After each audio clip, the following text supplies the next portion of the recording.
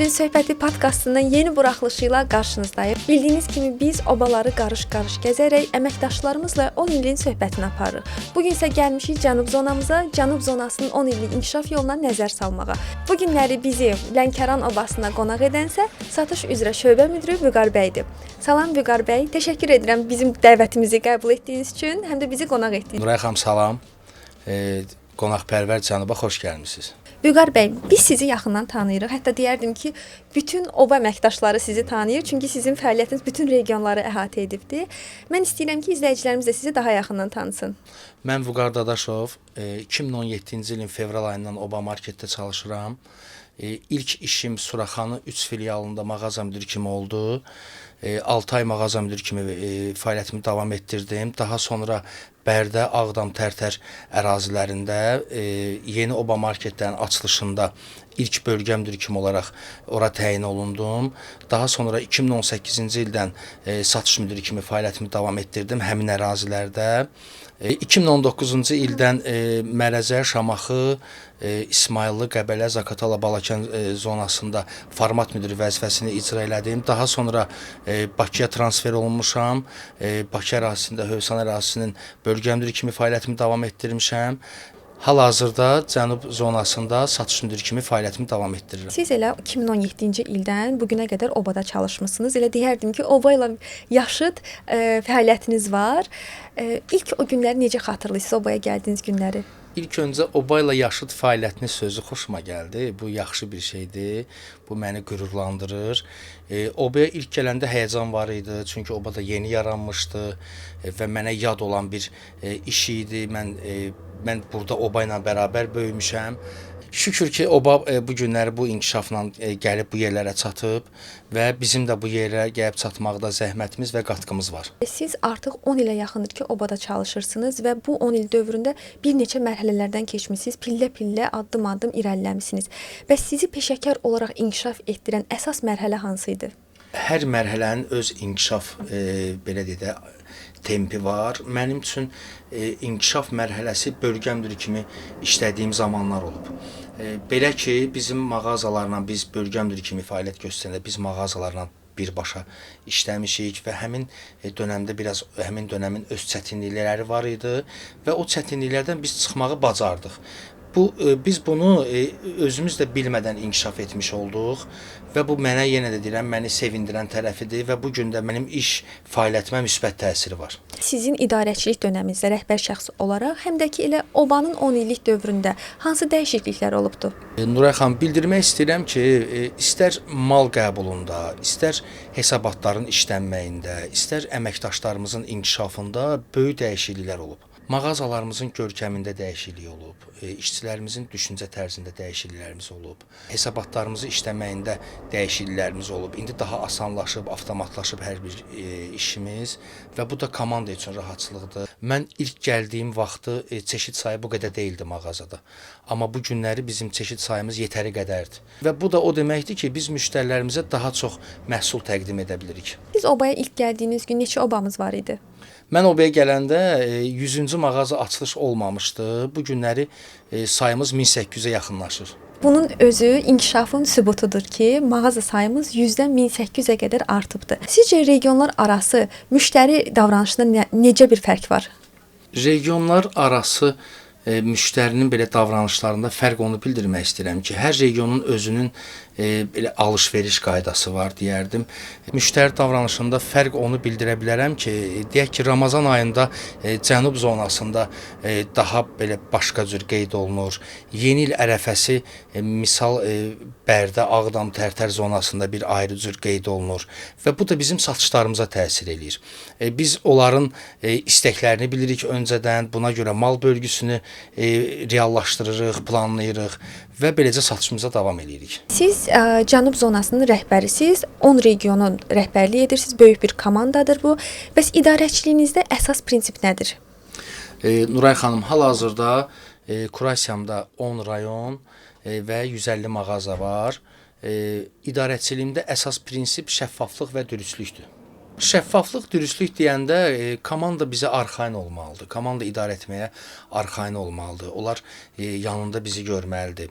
Mən şəffaflıq, dürüstlük deyəndə komanda heç vaxt özünü yad hiss eləməməlidir. Çünki bu günləri bizim öndə olan hansı ki yoldaşlarımız var, həmin adamlar müştərinin ön cəbhədədirlər, müştəriyə xidmət edirlər.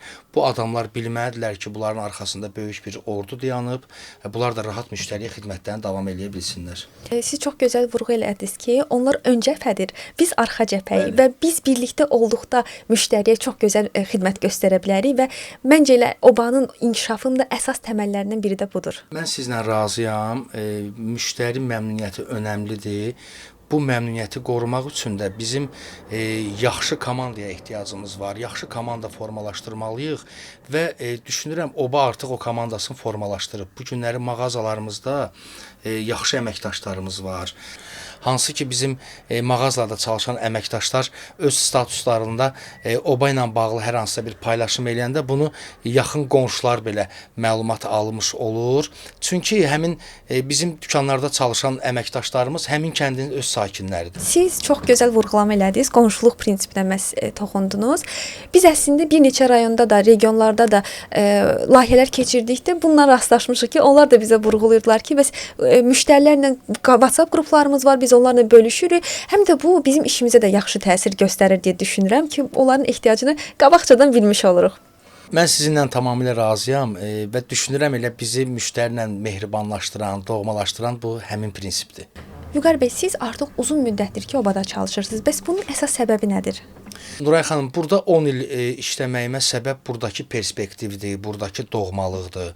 OBA ilk vaxtlardan biz OBA-da çalışdığımıza görə çox doğmalaşmışıq. OBA bizlə, bayaq dediyim kimi, biz də OBA-la böyümüşük və bundan sonra da Allah nəsib eləyər bir 10-15 ildə belə davam eləyərik burada fəaliyyətimizi. Əslində sizin bu inkişaf yolunuz bir çoxları üçün nümunədir və motivasiyadır.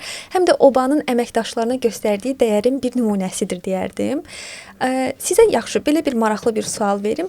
Bəs bu dövr ərzində, bu 10 illik ərzində sizi qürurlandıran əsas anlar hansı olubdur? Məni qürurlandıran əsas anlardan biri, mən bildiyiniz kimi Qarabağ zonasında satış müdiri kimi çalışmışam. Hətta 24 saatlıq antiterror əməliyyatından sonra Xankəndi, hansı ki və ətraf rayonlar işğaldan azad olunandan sonra OBA market ora 4 səyyar maşın belə deyək də satış üçün yola salmışdı. Bu orada hərbiçilərimizə, tibb işçilərimizə və digər dövlət qurumlarına xidmət üçün ora göndərilmişdi. Həmin o 4 maşın mənim kurasiyamda olan 4 bölgə müdürü və 4 bölgə müdürünün əlavə 4 mağaza müdürü də getmişdi. Hətta Xankəndi dükanının açılışı da bizim vaxtımıza təsadüf elədi. Bu qürurlandırıcı bir şeydir ki, yəni bu 30 ildən artıq bir müddətdə işğal altında qalan torpaqlarda və bizə nəsib oldu ora getmək. Onun özü də bir çətinlik idi, amma o çətinliyi biz yəni yardıq şükür Allaha. Biz orada yorulmadıq, bezmədik. Xalqımıza, dövlətimizə xidmət edirdik. Vüqar bəy, mən həmin dönəmləri çox gözəl xatırlayıram. Ofis əməkdaşları olaraq, indi siz ön cəbhədəydiniz, işin tam içindəydiniz, Qarabağın özündəydiniz. Biz arxada o qədər həyecanla gözləyirdik ki, sizdən şəkillər gələcəyə görə necə olacaq, açılışlar necə olacaq. Yəni çox qürur verici dönəmlər idi. Xankəndidən öncə bu hansı ki 2016-da aprel döyüşləri oldu. Ondan sonra bizim Cocuq Mərcanlı mağazamız açılış oldu. Cəbrayıl bir filialımız. Həmin filial da bizim işlədiyimiz dönəmə təsadüf eləyir və bu özü də qürur vericidir. Bu günləri bir yoldaşlarla, dostlarla da bir danışanda belə ürəklə deyirəm ki, mən Xankəndidə olmuşam, mən Xocalıda olmuşam, mən ölkənin digər rayonlarını işləmişəm. Bəs siz yeni başlayan əməkdaşlarımıza hansı tövsiyələri verirsiniz? Yeni başlayan əməkdaşlarımızda biraz həyəcan olur. İlkin bu olmalıdır, bu başa düşüləndir, həyəcan məsuliyyətdəndir. Mən həmin insanlara tövsiyəm ola bilər ki, onlar daha çox disiplinə odaklansınlar, daha çox ümumiyyətlə bir işin başlanğıcında motivasiya əsasdır. Daha sonra onu o işi aparmaq üçün disiplin lazımdır. Mən yoldaşlara bunu tövsiyə eləmək istəyərdim və heç bir əməkdaşımıza da məsləhət görməzdim ki, işinə dırnaqarası baxsın. Biz böyük bir şəbəkənin əməkdaşlarıyıq, hansı ki bugün ölkədə hər bir işləmək istəyən kəsin arzusu ola bilər ki, Oba marketdə çalışsın. Bu günləri mənim iş fəaliyyətimə baxmaqla Vüqar 10 il orada işləyir ki, bir şey rahatdır demək, amma oradakı o işi aparmaq, oradakı o əziyyəti görmək biraz fərqli ola bilər, biraz adamlar. Bugün Nuray xanım kənardan rahat görsənir. Vüqar Obada 10 ildir çalışır, Vüqar satış müdürüdür, amma bu yerə gəlmək üçün mənim də öz zəhmətim, mənim də öz əziyyətim var. Və komandaya tövsiyəm odur ki, heç kim zəhmətdən, əziyyətdən qorxmasın. Bu günləri Oba market 1800-cü sayındadır. Biz hədəfimiz 2500, daha sonra daha çox dükan sayımızı artmağı olacaq və bu da bizdə yeni iş yerlərinin açılışı olacaq, yeni vəzifələrin yaranmağı lazım olacaq, buna ehtiyac olacaq. Bizim bu günləri komandamızda istər mağaza müdürü, istər bölgə müdürü, istər satış müdürü kənardan gəlmir. Bizim öz mağazalarımızda fəaliyyət göstərən yoldaşlardır. Necə ki, mən mağaza müdürü kimi başlamışam, bölgə müdürü kimi, bu günlərdə satış müdürü kimi fəaliyyətimi davam etdirirəm. Yoldaşlara da onu tövsiyə eləmək istəyirəm ki, ancaq özlərinin arxayın olacağı yer onların işi olsun. Siz çox gözəl vurğulam etdiniz ki, əməkdaşlarımız işdən qorxmasınlar. Çünki bəlkə də indi satıcı kassir işləyərək çalışan əməkdaşımız sabahın elə satış müdürüdür və yaxud da ki, daha üst rəhbərlərindən biridir. Mən sizlə razıyam. Bu günləri satıcı kimi fəaliyyət göstərən bir nəfərin bir müddət sonra mənim yerimdə əyləşməyi, bu deməkdir ki, Oba daha çox böyüyəcək. Və bunun özü bizim ölkə iqtisadına verdiyimiz bir töhfədir. İnkişaf dövrünüzdən danışdınız. Bəs bu inkişaf dövründə Obanın sizə dəstəyi nədə idi? Hansı ki, istər yeni işə qəbul olunan əməkdaşlarımız belə insan resursları tərəfindən təlimlərə cəlb olunur. İlk olaraq onlara ilkin olaraq məlumat verilir, işləri haqqında məlumat ətraflı verilir, daha sonra mağazalara yönləndirilir.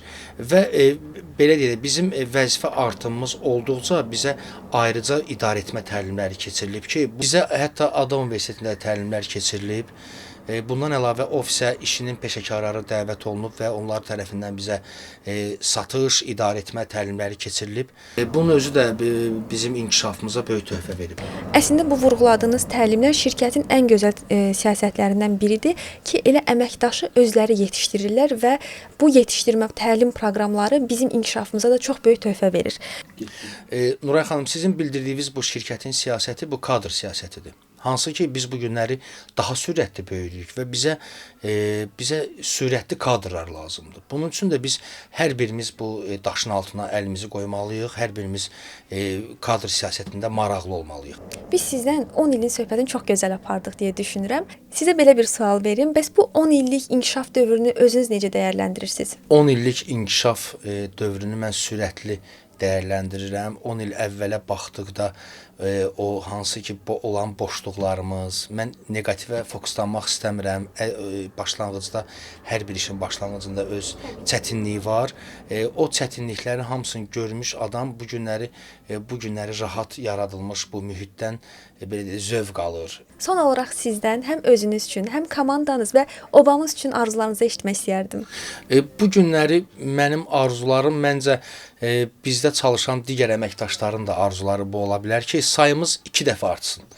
Həm mağaza sayımız 2 dəfə artsın, bunun özü əməkdaş sayımızın 2 dəfə artmağı deməkdir və ölkədə market sayına görə birinci olan bir marketlər şəbəkəsində çalışmaq hər birimizə nəsib olsun və bunu davamlı aparaq. İndi isə gəldik podkastımızın demək olar ki, ənənəsinə çevrilən suallardan birinə. Obamızı 10 sözlə ifadə edin desəm, hansı sözlərdən istifadə edərdiniz? İlkin olaraq mən bildirərdim sürət, inkişaf, qənaət, ədalət, qonşuluq, yaxınlıq, doğmalıq, 7-sini saymışam da, 3-ünü də deyin. Disiplin, motivasiya və sonda dəyər. Siz çox gözəl vurğulamalar etdiniz. Bu sualın əsas səbəbi bilirsiniz nədədir? Biz əslində əməkdaşlara bu sualı verərək obamızı əslində 10 sözlə ifadə edirik. Kimliyini öz əməkdaşlarımızdan açıqlayırıq. Vüqar bəy, sizə təşəkkür edirəm. Çünki podkastımızın sonuna gəldik. Çox maraqlı söhbət apardıq sizdən. Həm regionlardan danışdıq, həm də sizin şəxsi inkişafınızdan danışdıq. Mən ümid edirəm ki, növbəti podkastlarımızda, növbəti layihələrimizdə sizi artıq daha bir üst vəzifədə görəcəyik. Mən də sizə təşəkkür edirəm. Çox sağ olun ki, gəldiniz, zəhmət çəkmisiniz. Siz də Bakıdan gəlirsiniz, uzaq bir yol qət eləmisiniz, yorğunsuz və buna baxmayaraq işimizi məncə biz rahat gördük və sizlə həmsöhbət olmaq mənə xoş oldu. Çox sağ olun, təşəkkür edirəm. Sağ olun. Belə əziz izləyicilərimiz, Lənkəran obasında Vüqar bəylə 10 ilin söhbətini apardıq. Bundan sonra da biz obaları qarış-qarış gəzərək söhbətimizi davam edəcəyik. Bizi izləməyi qaçırmamaq üçünsə sosial media kanallarımızı izləməyi unutmayın. Hələlik.